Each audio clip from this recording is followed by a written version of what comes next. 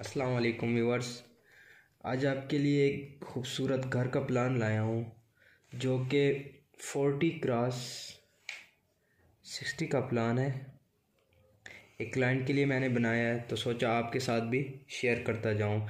तकरीबन 9 साढ़े 9 मरले बन रहे हैं।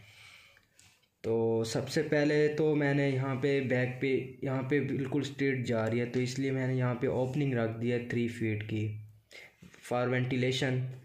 ठीक है, वेंटिलेशन आपके घर के लिए बहुत ज़रूरी है तो आपने वेंटिलेशन को फर्स्ट प्रायोरिटी रखना है। वो इसलिए मैंने रखी है ताकि यहाँ पे बाथरूम भी मेरे आ सकें। बाथरूम की जो वेंटिलेशन होगी वो भी यहाँ पे ओपनिंग में चली जाएगी।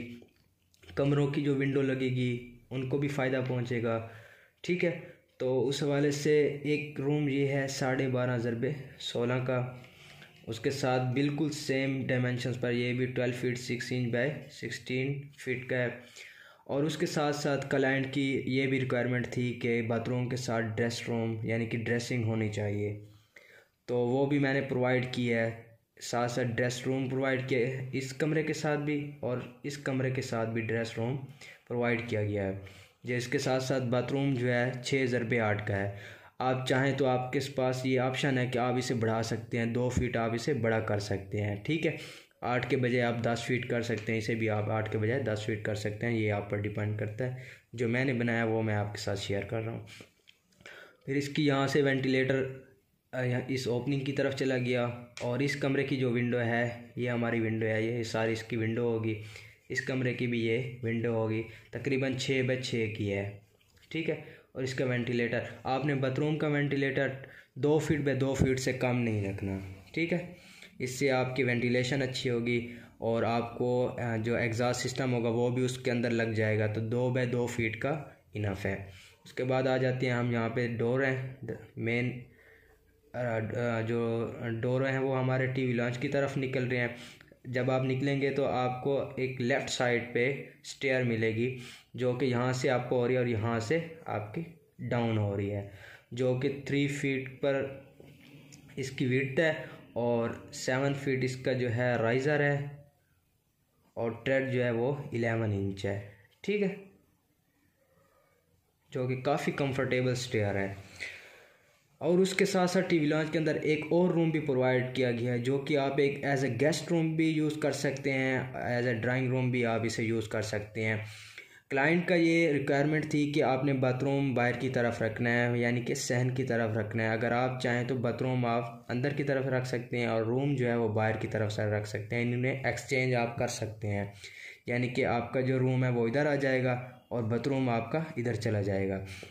अगर आप चाहें तो जो कमरे का दरवाज़ा है वो आप बाहर की तरफ रख सकते हैं। अगर आपका कोई मेहमान गेस्ट आते हैं तो आप उन्हें अगर घर से इंटरेस्ट में नहीं लाना चाहते, बाहर आप चाहते हैं कि वो कमरे में बैठे, तो आप शफलिंग कर सकते हैं। ठीक है, एक्सचेंज कर सकते हैं। तो जो ये छोटा रूम है ये 11 फीट 10 इंच बाय 15 फीट का है। उसके साथ भी मैंने एक ओपनिंग प्रोवाइड की है जो कि इस कमरे की ये सारी विंडो है। यहाँ पे एक विंडो प्रोवाइड हो गई और इसके साथ बाथरूम मैंने फुल दिया है। यहाँ पे अगर आप चाहें तो आप ड्रेसिंग रूम भी साथ छोटा सा बना सकती हैं और उसे हाफ करके आप बाथरूम भी बना सकते हैं। बाथरूम जो है 6 फीट बाय 11 फीट 10 इंच का है, जिसका वेंटिलेटर इस ओपनिंग पे प्रोवाइड किया गया है। उसके साथ साथ अगर आप यहाँ पर आएँ तो जो टीवी लॉन्च है उसके अंदर एक किचन मैंने दिया है। ठीक है, किचन का 2.5 फीट का आपने किचन का अगर दरवाज़ा रखना है, बाथरूम का दरवाज़ा रखना है तो आपका 2 फीट एंड 6 इंच इनफ है। उससे ज़्यादा आपने नहीं रखना, कोई फ़ायदा ही नहीं है। या तो आप किचन अगर ओपन बनाना चाहते हैं, बिल्कुल दरवाज़ा रखने नहीं चाहते, वो एक अलग बात है। अगर आप दरवाज़ा रख रहे हैं 2.5 फीट बिल्कुल इनफ है। इतना उसमें बड़े दरवाजे मतलब आप ख़र्चा अपना बचाएं, इतना ज़्यादा आपको ख़र्चा करने की ज़रूरत नहीं है।